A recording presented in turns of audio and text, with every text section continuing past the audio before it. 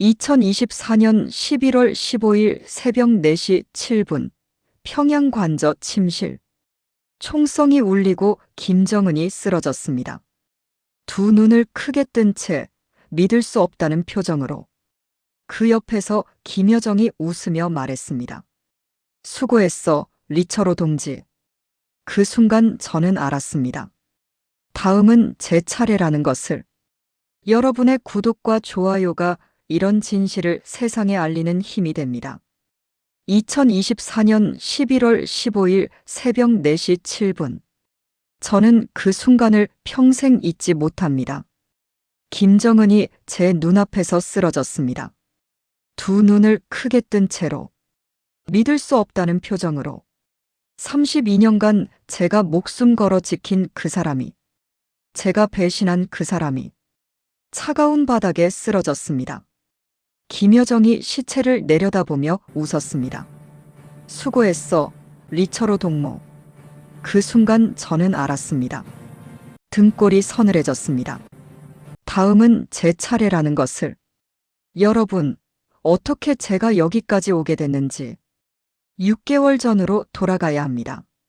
저는 리처로라고 합니다. 올해 53입니다.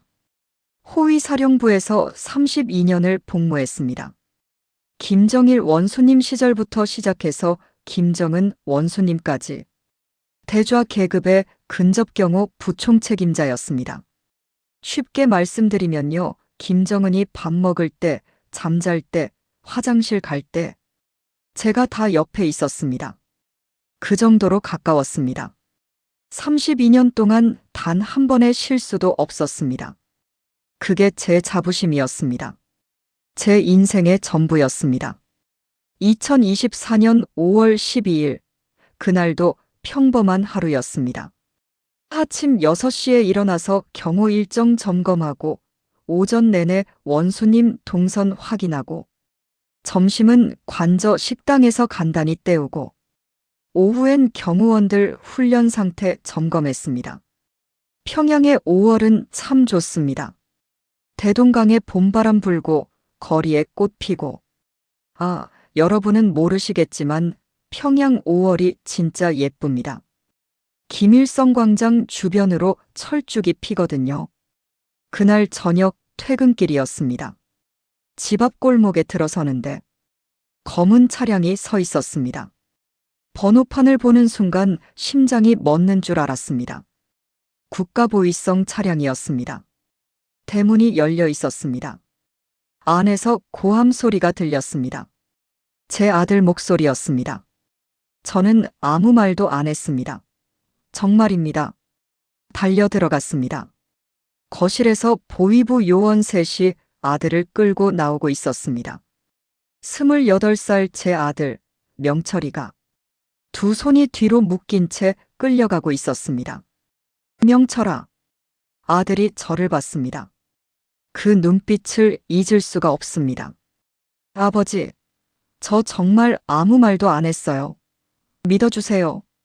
보위부 요원이 저를 막아섰습니다.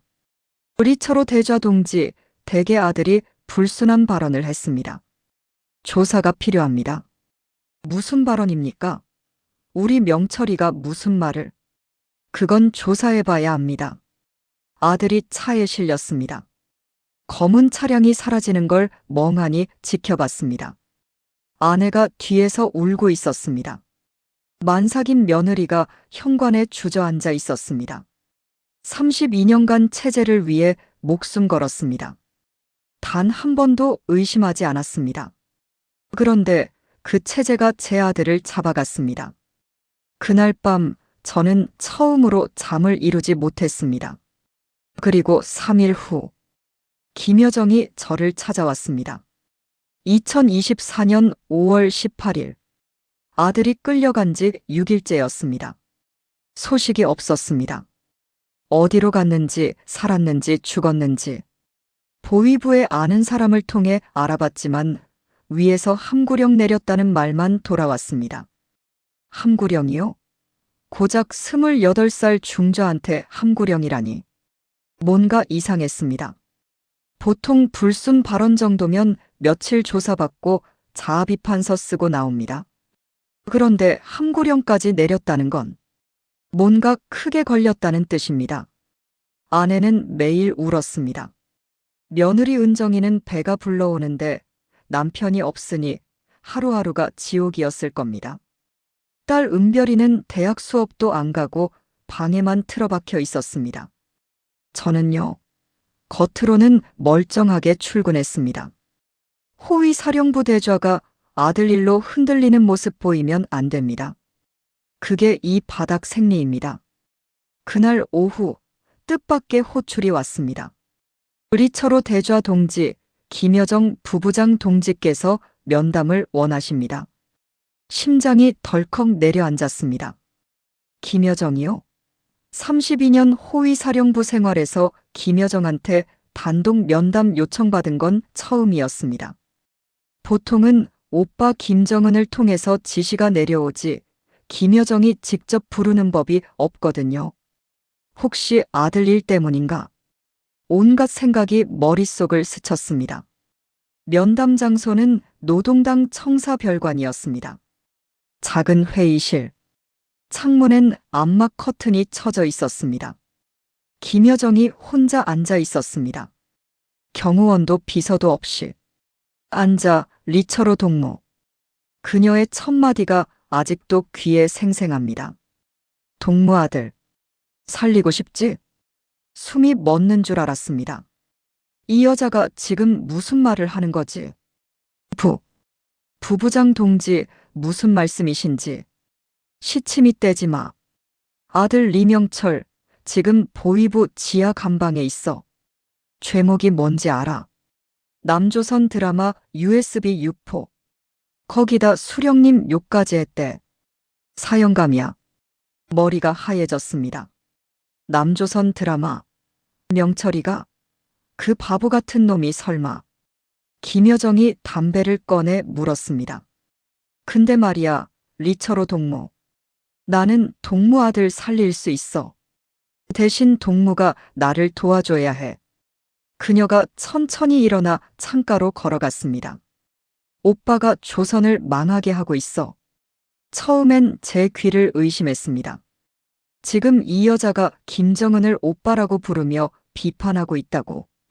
핵이요, 미사일이요, 돈 쏟아붓고 있잖아. 인민들은 굶어 죽고 있어. 지방에선 아사자가 속출하고 평양 시민들도 배급이 끊기고. 이러다 다 죽어. 부부장 동지, 이런 말씀은. 들어. 그녀가 돌아섰습니다. 눈빛이 차가웠습니다. 중국이 오빠한테 질렸어. 미국이랑 협상도 안 하고 계속 도발만 하니까. 시진핑이 직접 메시지 보냈어. 김정은 계속 이러면 우리도 손 뗀다. 근데 나한텐 다른 메시지가 왔어. 새 지도자가 나오면 전폭 지원하겠다. 여러분, 그 순간 제가 무슨 생각을 했는지 아십니까? 이 여자가 쿠데타를 하려고 한다. 김여정이 책상 서랍에서 사진 한 장을 꺼냈습니다. 제 앞에 툭 던졌습니다. 이 사람 알지? 사진 속 남자. 30살쯤 됐을까? 어디서 많이 본 얼굴인데. 김한솔이야. 심장이 멈추는 줄 알았습니다. 김한솔. 김정남의 아들. 2017년 아버지가 암살당한 후 해외로 도망친 김씨 왕조의 적통 중 하나. 한솔이 오빠가 해외에서 도와주기로 했어. 미국, 중국이랑 다 연결돼 있거든. 거사가 성공하면 한솔이 오빠를 상징적 지도자로 세우고 실권은 내가 잡아. 그녀가 다시 제 앞에 앉았습니다. 리처로 동무는 32년간 호위사령부에 있었어. 경호 시스템을 누구보다 잘 알지. 동무가 필요해. 제가 뭘 하면 됩니까? 거사 당일 오빠 침실 경호를 무력화해. 그게 동무 임무야. 무력화. 그 말이 무슨 뜻인지 너무 잘 알았습니다. 제가 32년간 목숨 걸어 지킨 그 사람을 죽이라는 겁니다. 참고로 말해두는데 김여정이 테이블 위에 종이 한 장을 더 올렸습니다. 거사에 동원되는 병력이야. 제8군단 1만 명, 폭풍군단 특수부대 500명, 탱크 40대, 장갑차 80대. 공군 일부도 우리 편이야. 오빠 충성파. 호위사령부 경호병력 3,000명이 전부야. 보위부는 이미 절반이 우리 편으로 넘어왔고. 그녀가 미소를 지었습니다. 소름 끼치는 미소였습니다. 리처로 동무 승부는 이미 정해져 있어. 문제는 피를 얼마나 흘리느냐야. 동무가 도와주면 총격전을 최소화할 수 있어. 동무가 안 도와주면 그녀가 손가락으로 목을 긋는 신용을 했습니다. 동무 아들, 동무 가족 다 죽어. 선택해.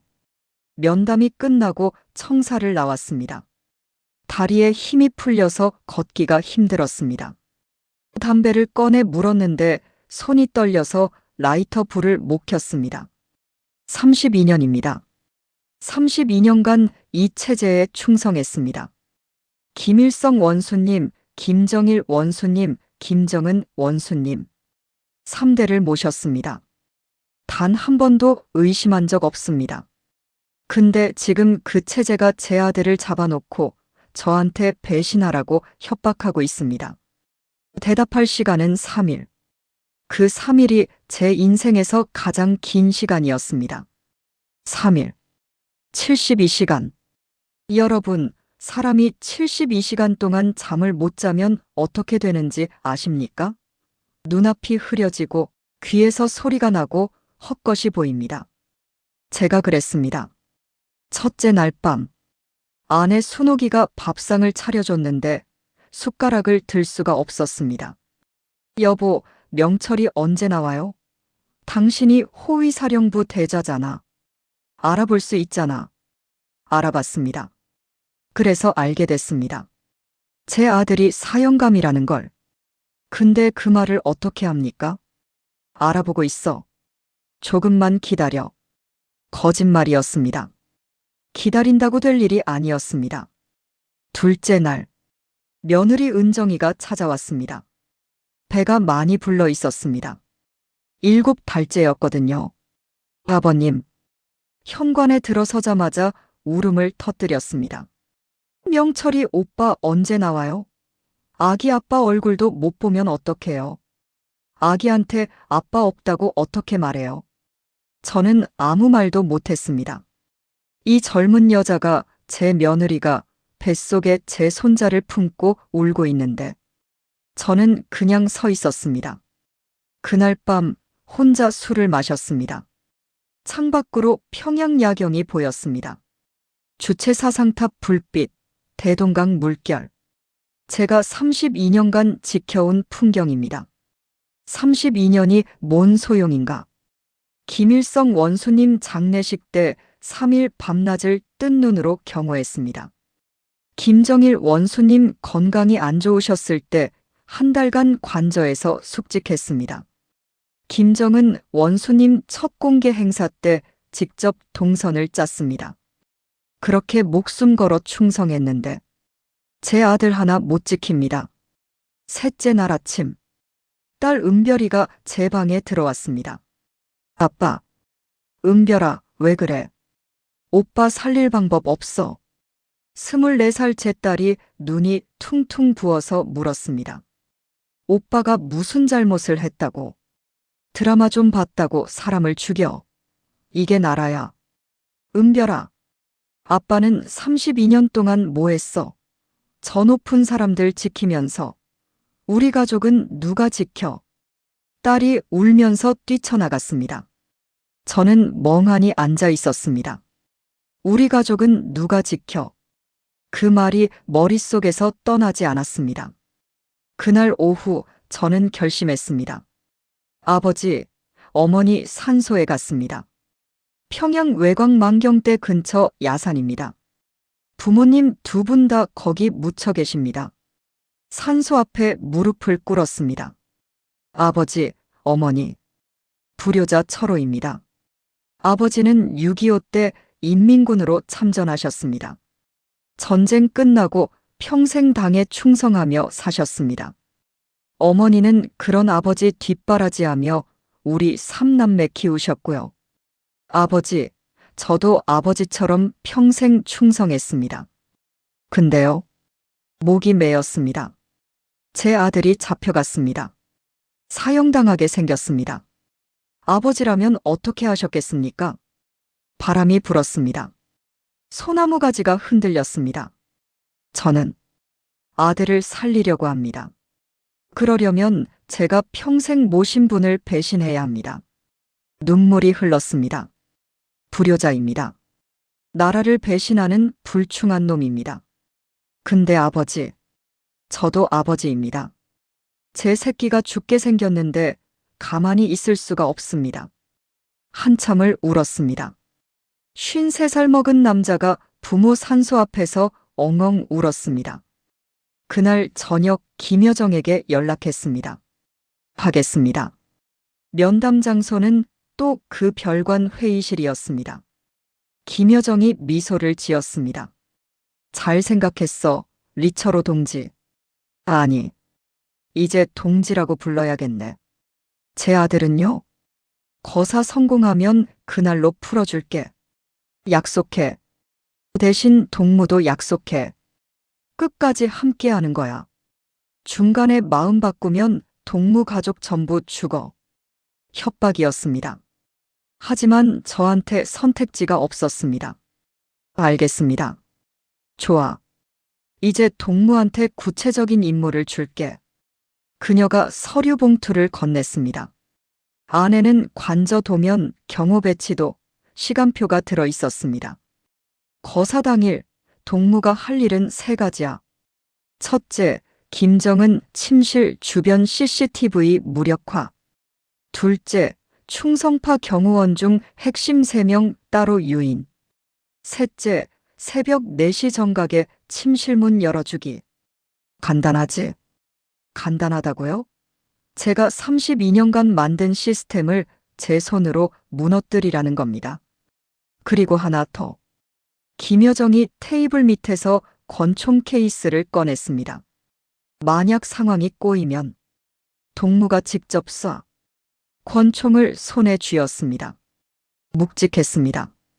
이 총으로 내가 지켜온 사람을 쏘라니.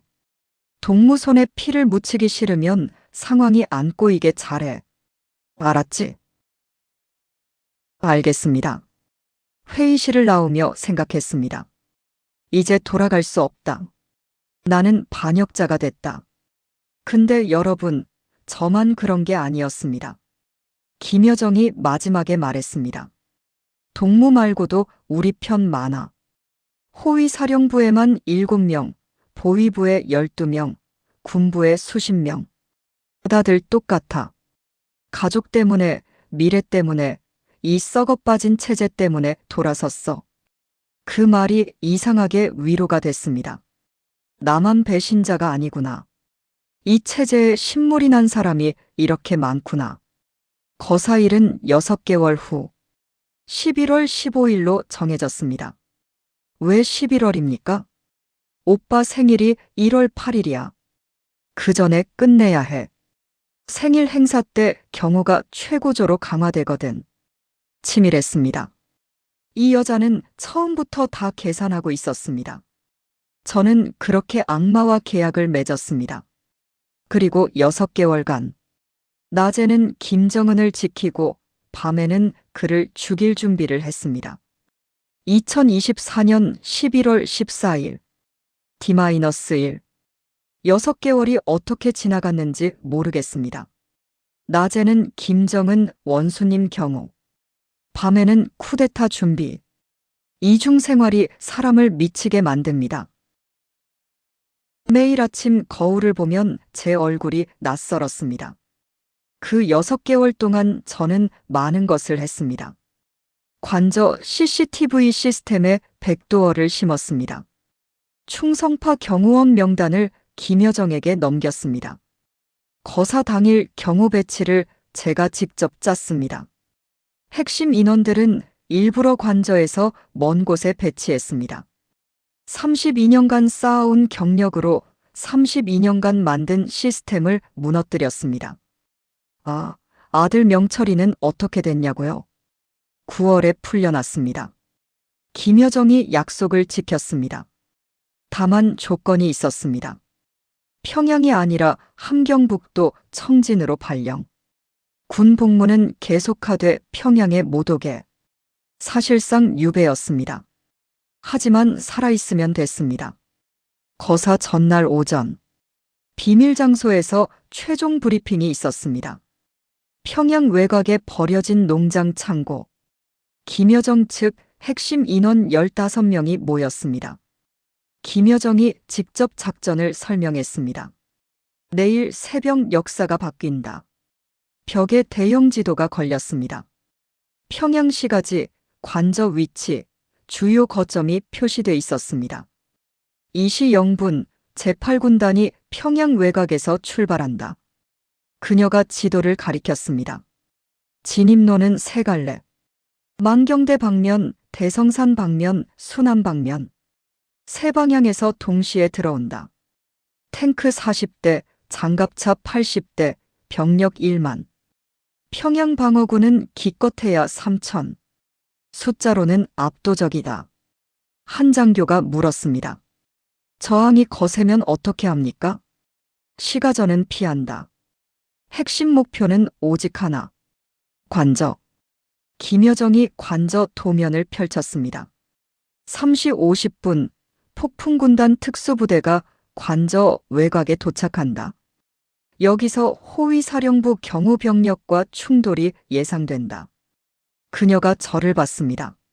리처로 동지, 여기서 동무 역할이 중요해. 예. 사시 정각 관저 내부 CCTV가 꺼진다. 동무가 꺼. 그리고 침실 경호조 3명을 따로 유인해. 구실은 동무가 알아서 만들어. 알겠습니다. 사시 5분 도립조가 침실로 진입한다. 문은 동무가 열어. 작전은 단순했습니다. 단순하지만 모든 게 맞아떨어져야 했습니다. 만약 실패하면 김여정의 표정이 굳어졌습니다. 실패는 없다. 실패하면 여기 있는 사람들 전부 죽어. 가족까지. 회의실이 조용해졌습니다. 질문 있나? 아무도 없었습니다. 좋아. 내일 새벽에 보자. 새 조선의 영웅들이여. 브리핑이 끝나고 집으로 돌아왔습니다. 오후 5시. 해가 지고 있었습니다.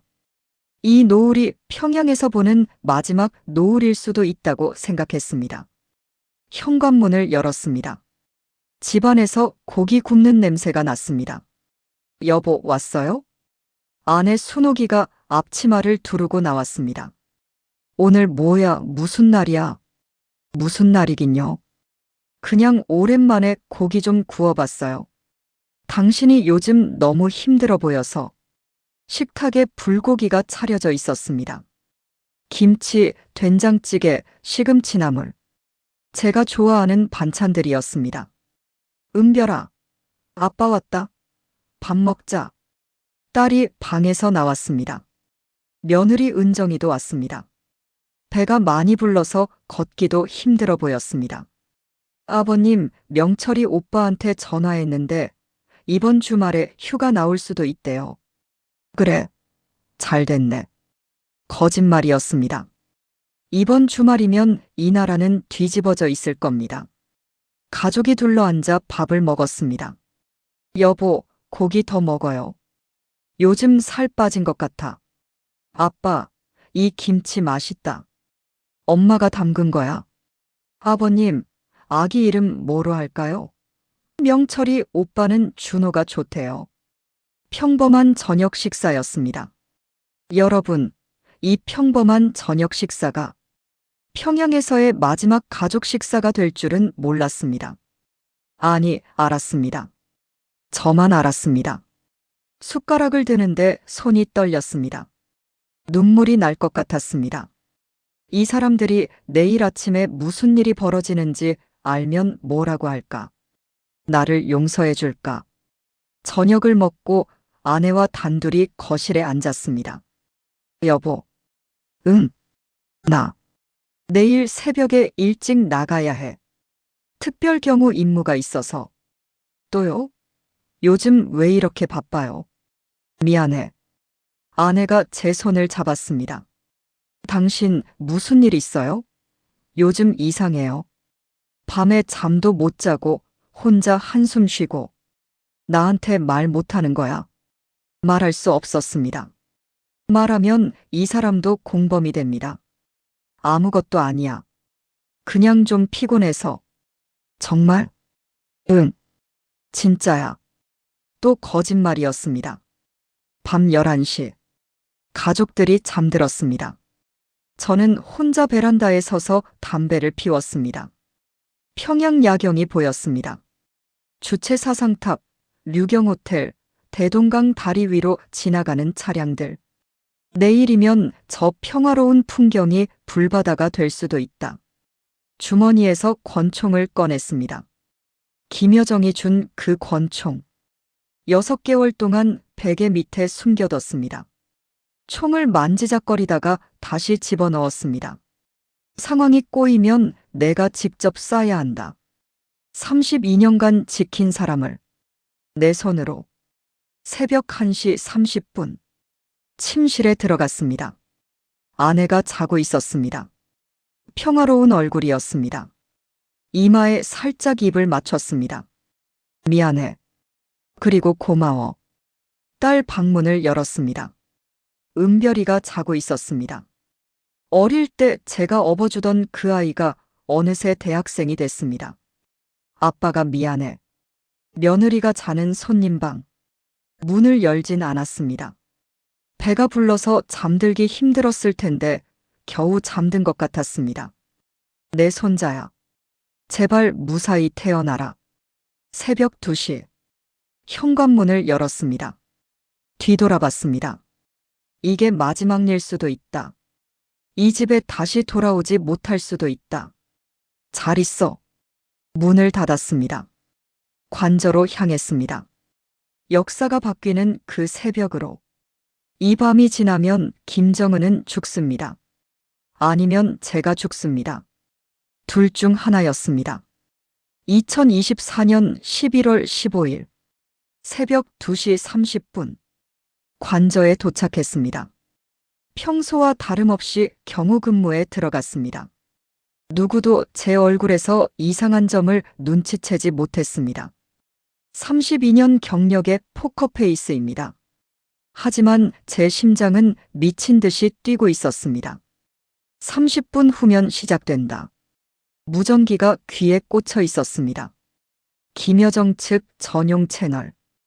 여기서 신호가 오면 움직이는 겁니다. 새벽 3시 0분. 무전기에서 잡음이 들렸습니다. 그리고 암호. 동풍분다. 시작됐습니다. 제8군단이 평양 외곽에서 움직이기 시작했다는 신호. 저는 CCTV 모니터실로 향했습니다. 거기엔 제 부하 한 명이 근무 중이었습니다. 김동무, 잠깐 나가봐. 내가 좀 볼 게 있어. 예, 알겠습니다. 그가 나가자마자 컴퓨터 앞에 앉았습니다. 6개월 전에 심어둔 백도어 프로그램. 실행 버튼에 손가락을 올렸습니다. 아직 아니야. 사시 정각에 눌러야 해. 새벽 3시 20분. 첫 총성이 울렸습니다. 평양 외곽 만경대 방면 검문소. 제8군단 선발대가 검문소를 돌파하면서 교전이 시작됐습니다. 타타타타탕. 멀리서 기관총 소리가 들렸습니다. 관저 안에 있는 경호원들이 술렁이기 시작했습니다. 뭐야, 무슨 소리지? 훈련 아닌가? 이 시간에 무슨 훈련이야? 곧 긴급 보고가 올라왔습니다. 보고합니다. 만경대 방면에서 정체불명 병력이 평양으로 진입 중입니다. 호위 사령관이 뛰어나왔습니다. 뭐라고? 몇 명이야? 파악 중입니다. 탱크가 보인다고 합니다. 원수님을 깨워. 비상 상황이다. 관저가 발칵 뒤집어졌습니다. 새벽 3시 40분. 김정은이 침실에서 나왔습니다. 잠옷바람에 얼굴이 부어 있었습니다. 무슨 일이야? 도대체 무슨 일이냐고. 호위 사령관이 보고했습니다. 원수님, 반란군으로 추정되는 병력이 평양으로 진입 중입니다. 규모는 최소 수천 명, 기갑 장비도 동반한 것으로. 반란군. 누가 반란이야? 그 순간 김정은이 저를 봤습니다. 리처로. 리처로 어디 있어? 예, 원수님. 여기 있습니다. 경호는 어떻게 되고 있어? 상황 보고해. 저는 침착하게 대답했습니다. 관저 경호 인원 120명 전원 배치 완료했습니다. 외곽 경계는 500명이 서 있습니다. 걱정 마십시오, 원수님. 걱정 마. 탱크가 온다는데 걱정 말라고. 쿵, 쿵. 멀리서 포 소리가 들렸습니다. 평양시가지 어딘가에서 전투가 벌어지고 있었습니다. 새벽 3시 50분. 폭풍군단 특수부대가 관저 외곽에 도착했습니다. 그리고 지옥이 시작됐습니다. 쾅! RPG 폭발음이 관저를 뒤흔들었습니다. 정문 경비 초소가 날아갔습니다. 타타타타타탕, 타타타탕. 기관총 소리가 빗발쳤습니다. 비명 소리가 들렸습니다. 으악! 적이다. 적이 들어온다. 사수하라. 관저를 사수해. 경호원들이 총을 들고 뛰어나갔습니다. 저는 움직이지 않았습니다. 아직이야. 사시 정각. 김정은이 벙커로 들어가려 했습니다. 원수님, 지하 벙커로 피신하셔야 합니다. 그래. 빨리. 제가 가로막았습니다. 원수님, 벙커로 가는 통로에서 총성이 들립니다. 위험합니다. 일단 침실에 계십시오. 제가 안전을 확인하고 모시겠습니다. 거짓말이었습니다. 벙커로 가는 통로는 멀쩡했습니다. 하지만 벙커에 들어가면 끝입니다. 그 안에서 며칠이고 버틸 수 있으니까. 김정은을 침실에 가둬야 했습니다. 알았어. 빨리 확인하고 와. 새벽 4시 0분. 모니터실로 달려갔습니다. 백도어 프로그램 실행. 관저 전체 CCTV가 꺼졌습니다. 화면이 전부 검게 변했습니다. 야, CCTV 왜 이래? 모니터가 다 나갔어. 혼란. 이게 제가 만든 혼란입니다. 다음 임무. 충성파 경호원 3명 유인. 무전기를 들었습니다. 박대위, 김대위, 최대위. 벙커 통로 확인 필요하다. 나한테 와라. 예, 알겠습니다. 그 셋은 김정은 침실을 지키는 최정예였습니다. 그 셋만 없으면 침실 경호가 무력화됩니다. 복도 끝에서 그 셋이 달려왔습니다. 대좌 동지, 벙커 통로가 어떻다고? 저는 권총을 뽑았습니다. 탕, 탕, 탕. 3발. 3명이 쓰러졌습니다. 제가 32년간 함께 일한 동지들이었습니다. 미안하다. 손이 떨렸습니다. 하지만 멈출 수 없었습니다. 새벽 4시 5분. 도립조가 관저 안으로 들어왔습니다. 타타타탕, 쾅. 복도에서 총격전이 벌어졌습니다. 충성파 경호원들이 저항했습니다. 원수님을 지켜라. 죽어도 여길 못 지나간다. 하지만 숫자가 달랐습니다. 도립조 50명, 남은 경호원 20명. 한 명씩 쓰러져 갔습니다. 저는 침실 앞에 서 있었습니다. 김여정이 복도 끝에서 나타났습니다. 검은 코트에 권총을 들고 있었습니다. 그 뒤로 무장한 군인들. 문 열어. 저는 침실 문을 열었습니다. 김정은이 침대 모서리에 웅크리고 있었습니다. 손에 권총을 들고 있었지만 총구가 떨리고 있었습니다. 여정아. 김여정이 천천히 들어갔습니다. 오빠. 오랜만이네. 내가 이런 짓을. 오빠가 조선을 망하게 해서 어쩔 수 없었어. 김정은이 총을 들어 올렸습니다. 하지만 방아쇠를 당기지 못했습니다. 떨리는 손, 창백한 얼굴. 난 너를 믿었어. 나도 오빠 믿었어. 근데 오빠가 실망시켰잖아. 김여정이 고개를 끄덕였습니다. 뒤에 있던 군인이 앞으로 나왔습니다. 탕! 한 발. 김정은의 이마에 구멍이 뚫렸습니다. 그가 쓰러졌습니다. 두 눈을 크게 뜬 채로, 믿을 수 없다는 표정으로. 제가 32년간 지킨 그 사람이 차가운 바닥에 쓰러졌습니다. 김여정이 시체를 내려다봤습니다. 수고했어, 리처로 동지. 새 조선의 영웅이야. 저는 아무 말도 할 수 없었습니다. 손에 묻은 피. 제가 쏜 3명의 동지. 눈앞에 쓰러진 김정은. 내가 이런 짓을. 창밖으로 동이 트고 있었습니다. 평양 하늘이 붉게 물들었습니다. 핏빛 새벽이었습니다. 김여정이 무전기를 들었습니다. 모든 부대에 알린다. 작전 완료. 반복한다. 작전 완료. 그녀가 웃었습니다. 이제 새 시대야.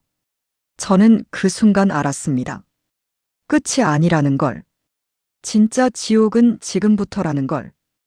2024년 11월 15일 오전 9시. 김정은이 죽은 지 5시간 만에 조선중앙TV가 긴급방송을 내보냈습니다. 경애하는 김정은 원수님께서 심장마비로 서거하셨습니다. 심장마비. 이마에 총알 구멍이 뚫렸는데 심장마비래요. 김여정 동지께서 당과 국가의 최고 영도자 직위를 계승하셨습니다. 김한솔 동지께서 국가 원수 직위에 추대되셨습니다. 텔레비전 화면에 김여정과 김한솔이 나란히 서 있었습니다. 김여정은 검은 정장, 김한솔은 인민복. 둘 다 표정이 굳어 있었습니다. 새 시대가 열렸습니다. 저는 그날 아침 집에 돌아왔습니다. 옷에 핏자국이 있었습니다. 제가 쏜 3명의 피. 아내가 물었습니다. 여보, 그 피가 뭐야? 무슨 일 있었어? 원수님이 돌아가셨다는데. 아무것도 아니야. 피곤해. 좀 자야겠어. 방에 들어가 문을 잠갔습니다. 그리고 처음으로 울었습니다. 소리 없이. 32년간 동지였던 그 3명의 얼굴이 떠올랐습니다. 박대위, 김대위, 최대위. 미안하다. 정말 미안하다. 쿠데타 성공 후 일주일. 표면적으로는 평화로웠습니다. 김여정 정권이 안정을 찾는 것처럼 보였습니다. 중국이 즉시 새 정권을 승인했습니다. 미국도 대화 의지가 있다고 발표했습니다. 저는 혁명 영웅 칭호를 받았습니다. 쿠데타에 참여한 핵심 인원 15명 전원이 훈장을 받았습니다. 김여정이 직접 훈장을 달아줬습니다. 리처로 동지, 동무 없었으면 이렇게 쉽게 성공 못했어. 고마워. 과찬이십니다. 최고 영도자 동지. 앞으로도 잘 부탁해. 새 조선 건설에 동무 힘이 필요해. 그녀가 웃었습니다. 예전 그 차가운 미소. 저는 그때 알아챘어야 했습니다. 그 미소가 무슨 의미인지. 2024년 12월 첫째 주. 이상한 일이 벌어지기 시작했습니다.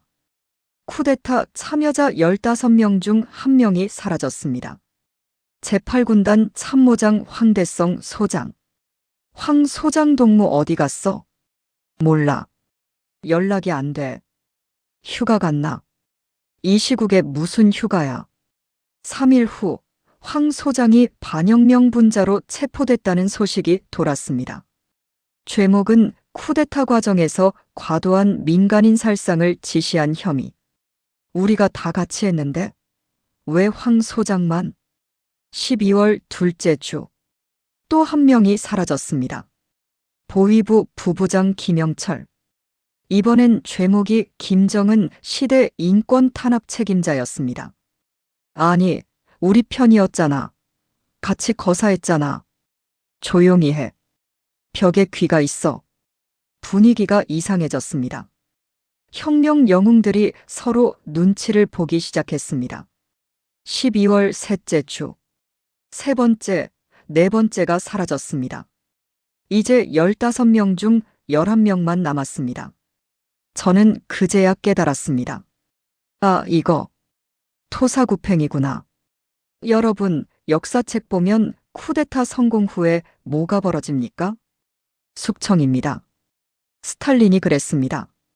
혁명 동지들 다 죽였습니다. 마오쩌둥도 그랬습니다. 문화대혁명 때 공신들 다 숙청했습니다.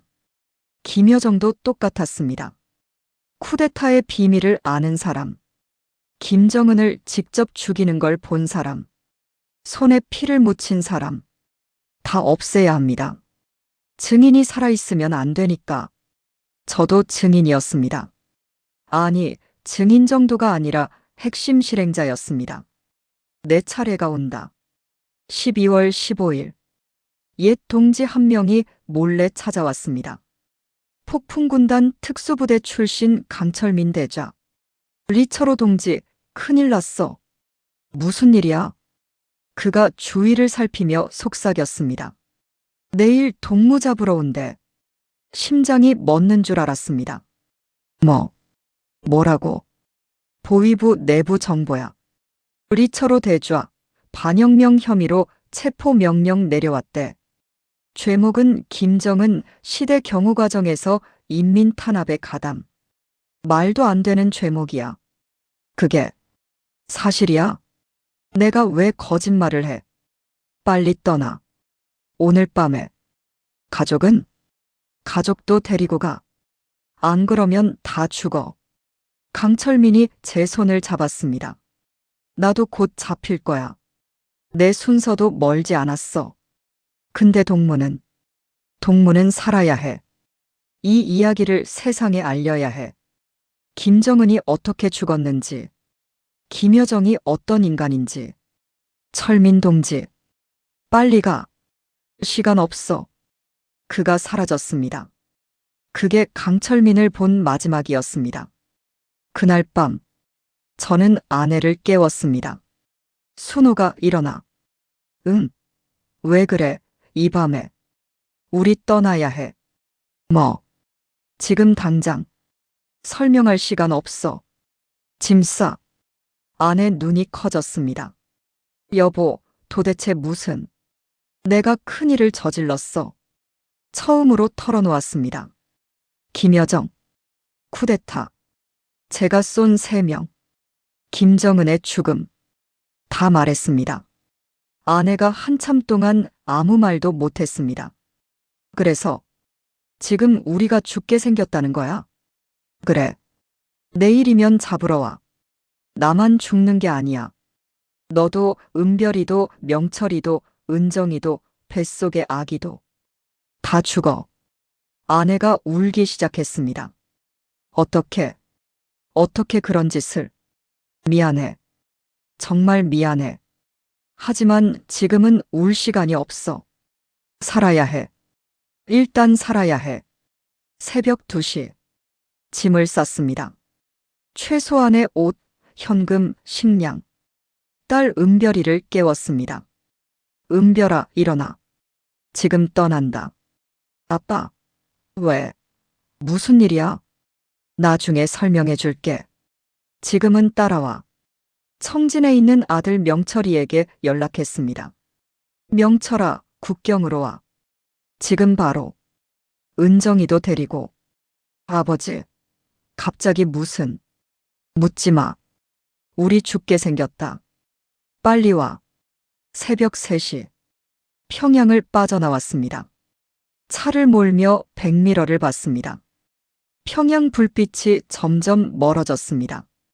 제가 32년간 지킨 그 도시가 이제 돌아갈 수 없다. 아내가 옆에서 울고 있었습니다. 딸이 뒷좌석에서 떨고 있었습니다. 저는 악셀을 밟았습니다. 국경을 향해, 살기 위해.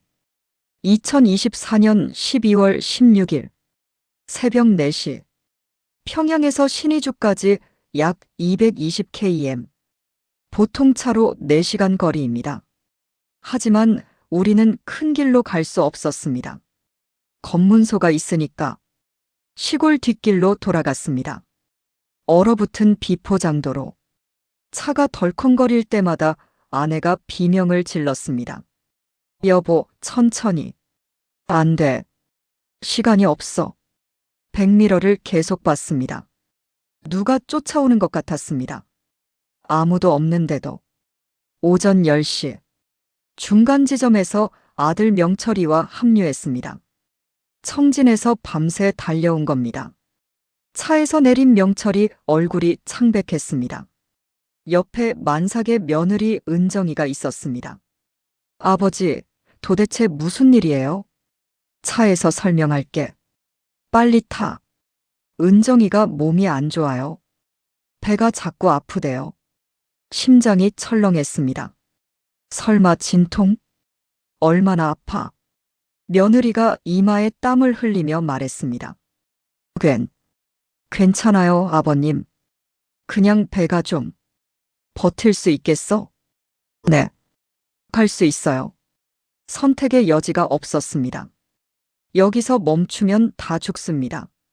2대의 차에 나눠 탔습니다. 제 차에 아내와 딸. 명철이 차에 명철이와 은정이. 명철아, 내 뒤만 따라와.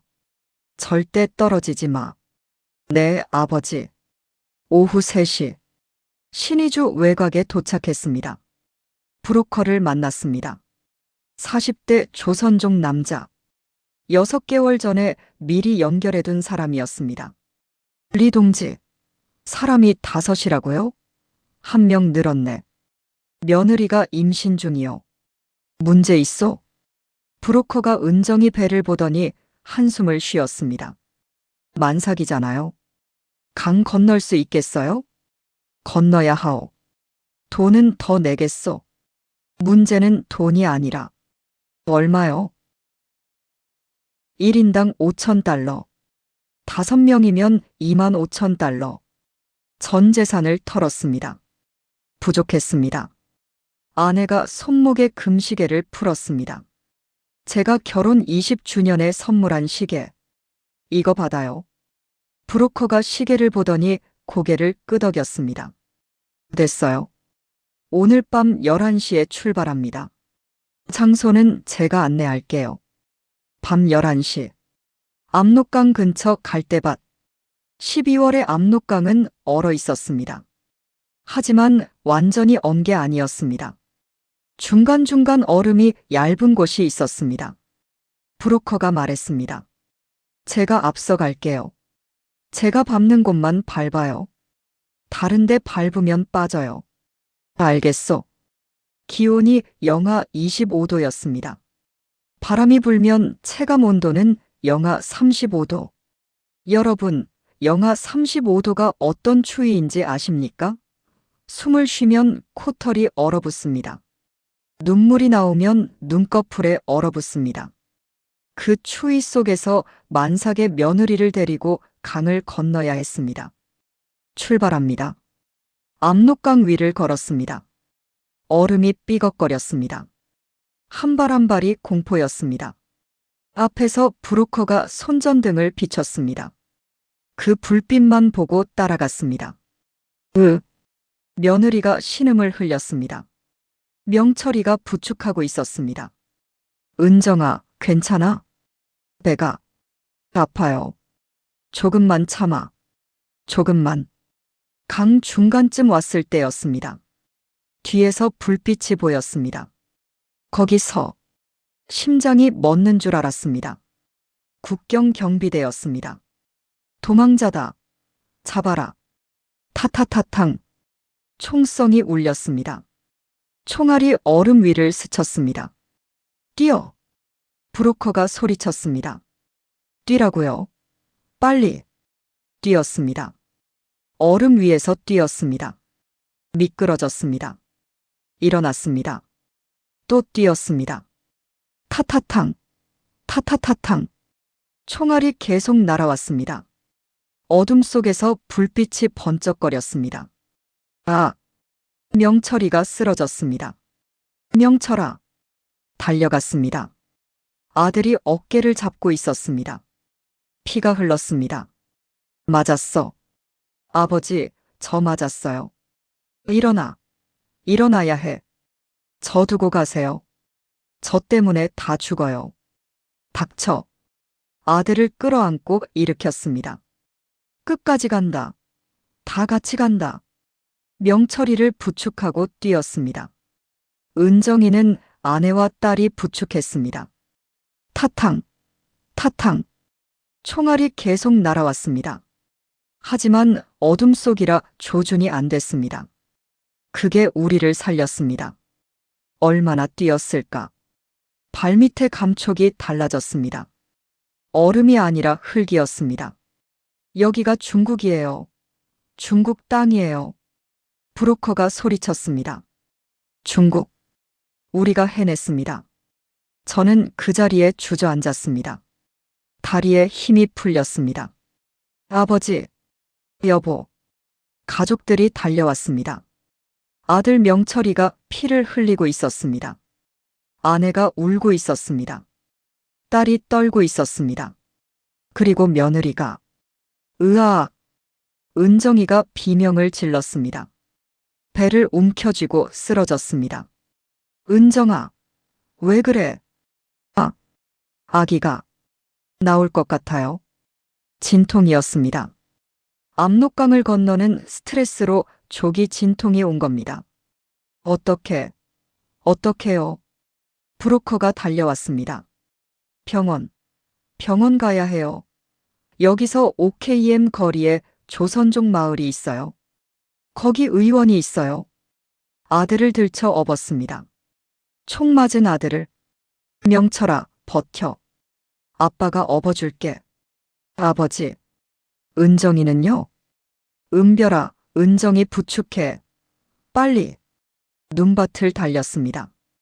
영하 35도의 추위 속에서 등에 피 흘리는 아들을 업고 옆에서 진통하는 며느리를 부축하며 OKM. 그 OKM가 평생 뛴 거리보다 길었습니다. 새벽 3시. 조선족 마을 의원에 도착했습니다. 의사가 뛰어나왔습니다. 어머, 이게 무슨. 빨리 들어와요. 명철이는 수술실로, 은정이는 분만실로 갔습니다. 저는 복도에 주저앉았습니다. 온몸에 힘이 빠졌습니다. 아내가 옆에 앉았습니다. 아무 말 없이 제 손을 잡았습니다. 딸이 반대편에 앉았습니다. 울고 있었습니다. 우리는 그렇게 기다렸습니다. 1시간 후, 의사가 나왔습니다. 아드님은 총알이 어깨뼈를 스치고 나갔어요. 다행히 뼈는 안 다쳤어요. 피를 많이 흘렸지만 생명엔 지장 없어요. 감사합니다. 감사합니다. 그리고 며느리분은 의사가 웃었습니다. 축하드려요. 건강한 남자아이예요. 분만실 문이 열렸습니다. 은정이가 아기를 안고 있었습니다. 지친 얼굴이었지만 웃고 있었습니다. 아버님, 손자예요. 저는 그 작은 아기를 봤습니다. 압록강을 건너고 총알을 피해 뛰고 눈밭을 달려서 이 아이가 세상에 나왔습니다. 눈물이 흘렀습니다. 멈출 수가 없었습니다. 아내가 제 어깨를 안았습니다. 여보, 우리가 해냈어. 밖에서 동이 트고 있었습니다. 중국의 첫 아침이었습니다. 2024년 12월 17일. 중국 조선족 마을에서 일주일을 숨어 지냈습니다. 아들 명철이 어깨가 아물기를 기다렸습니다. 갓 태어난 손자가 이동할 수 있을 만큼 자라기를 기다렸습니다. 브로커가 다음 루트를 연결해줬습니다. 베트남으로 가야 합니다. 거기서 한국 대사관에 들어가면 돼요. 중국, 라오스, 베트남 3주가 걸렸습니다. 갓난아기를 안고 총상 회복 중인 아들을 데리고 기차, 버스 걸어서 숨고 뛰고 또 숨고 그 여정의 고통을 일일이 말씀드리지 않겠습니다. 다만 한 가지만 말씀드리면 3주 동안 제대로 잠을 잔 적이 없습니다. 눈만 감으면 북한 보위부가 쫓아오는 악몽을 꿨습니다. 2025년 1월 8일 베트남 하노이 한국대사관. 대사관 정문 앞에 섰을 때 다리가 풀렸습니다. 경비원이 다가왔습니다. 무슨 일이십니까? 저희는 북한에서 왔습니다. 대한민국 국민이 되고 싶습니다. 그 말을 하는데 목이 메였습니다. 경비원이 무전기를 들었습니다. 잠시 후 대사관 직원이 나왔습니다. 안으로 들어오세요. 문이 열렸습니다. 그 문을 통과하는 순간 저는 알았습니다. 이제 살았다. 2025년 1월 15일 인천국제공항 비행기에서 내렸습니다. 입국장을 나서는데 대한민국이라고 쓰인 간판이 보였습니다. 멈춰 섰습니다. 아내가 제 손을 잡았습니다. 여보, 왜 그래? 대답할 수가 없었습니다. 눈물이 흘렀습니다. 53년을 살았습니다. 그중 32년을 북한 체제를 위해 바쳤습니다. 독재자를 지키고 독재자를 죽이고 그 과정에서 동지들을 쐈습니다. 그런 제가 지금 자유의 땅에 서 있습니다. 아버지, 울어요? 딸 은별이가 물었습니다. 응. 아빠가 울어. 부끄럽지 않았습니다. 이 눈물은 부끄러운 눈물이 아니었습니다. 한국 생활. 처음엔 모든 게 낯설었습니다. 24시간 편의점이 있다는 게 믿기지 않았습니다. 북한에선 밤 10시만 되면 거리가 깜깜한데 여기는 새벽 3시에도 불이 환합니다. 마트에 갔는데 물건이 너무 많아서 어지러웠습니다. 라면만 수십 가지, 과자만 수백 가지. 북한에선 상상도 못할 일입니다. 제일 충격받은 건 뭔지 아십니까? 배추를 버리는 겁니다. 시장에서 배추가 시들었다고 그냥 버리더라고요.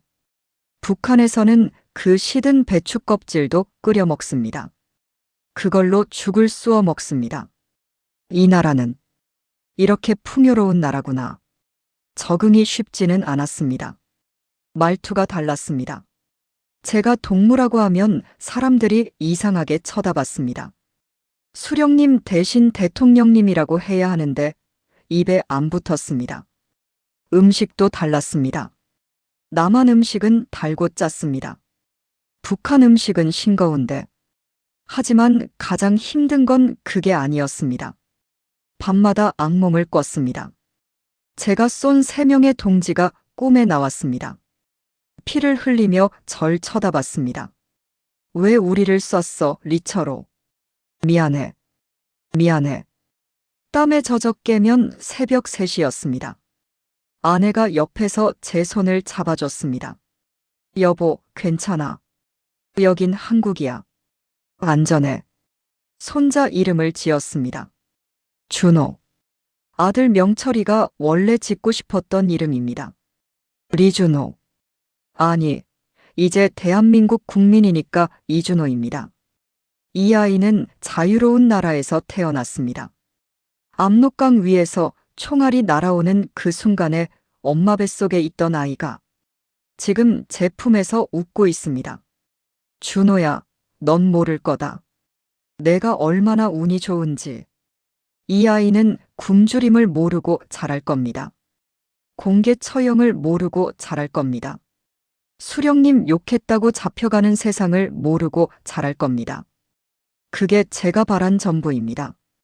여러분, 저는 죄인입니다. 32년간 독재 정권을 지켰습니다. 김일성, 김정일, 김정은. 3명의 독재자를 목숨 걸어 경호했습니다. 그 과정에서 나쁜 일도 많이 했습니다. 눈 감아준 것도 있고 직접 손을 쓴 것도 있습니다. 자세한 건 말씀드리지 않겠습니다. 변명이 될 테니까. 쿠데타에 가담해서 동지들을 쐈습니다. 김정은을 죽이는데 일조했습니다. 저는 영웅이 아닙니다. 그냥 살아남으려고 발버둥 친 사람입니다. 아들 살리려고 악마와 손잡은 아버지입니다. 하지만 이 이야기는 세상에 알려야 한다고 생각했습니다. 북한이 어떤 곳인지, 김정은이 어떻게 죽었는지, 김여정이 어떤 인간인지, 지금 북한에서 무슨 일이 벌어지고 있는지. 여러분, 저와 비슷한 나이대 분들 많으시죠? 1950년대, 60년대에 태어나신 분들, 6.25 전쟁 끝나고 폐허에서 이 나라 일으킨 분들, 이산가족 상봉할 때 텔레비전 앞에서 우셨던 분들, 저도 그렇습니다. 북에 두고 온 가족이 있습니다. 부모님은 이미 돌아가셨지만 형이 있습니다. 누나가 있습니다. 조카들이 있습니다. 지금 그 사람들이 어떻게 됐는지 모릅니다. 제가 도망쳤으니까 연좌제로 잡혀갔을 수도 있습니다. 미안합니다, 형. 미안합니다, 누나. 통일이 됐으면 좋겠습니다. 김여정 정권이 언제까지 갈지 모릅니다. 1년일 수도 있고 10년일 수도 있습니다. 하지만 저는 압니다. 북한 인민들이 얼마나 지쳐 있는지, 얼마나 자유를 갈망하는지. 저처럼 탈출하고 싶은 사람이 수백만 명입니다. 아니, 2천만 명 전부일 수도 있습니다. 우리 세대의 통일을 봐야 합니다. 제가 살아있는 동안 고향 땅을 다시 밟고 싶습니다. 부모님 산소에 다시 가고 싶습니다. 아버지, 어머니, 불효자가 돌아왔습니다. DMD. 그 말을 하고 싶습니다. 여러분, 끝까지 들어주셔서 감사합니다. 긴 이야기였습니다. 듣기 불편한 부분도 있었을 겁니다. 하지만 이게 진실입니다. 제가 겪은 일입니다. 저는 앞으로 이 이야기를 계속하려고 합니다. 강연도 하고 책도 쓰고 인터뷰도 하려고 합니다. 북한 인권을 위해서, 통일을 위해서, 그리고 제가 쏜 3명의 동지에게 조금이라도 속죄하기 위해서 통일의 그날까지 저는 증언을 멈추지 않겠습니다. 감사합니다.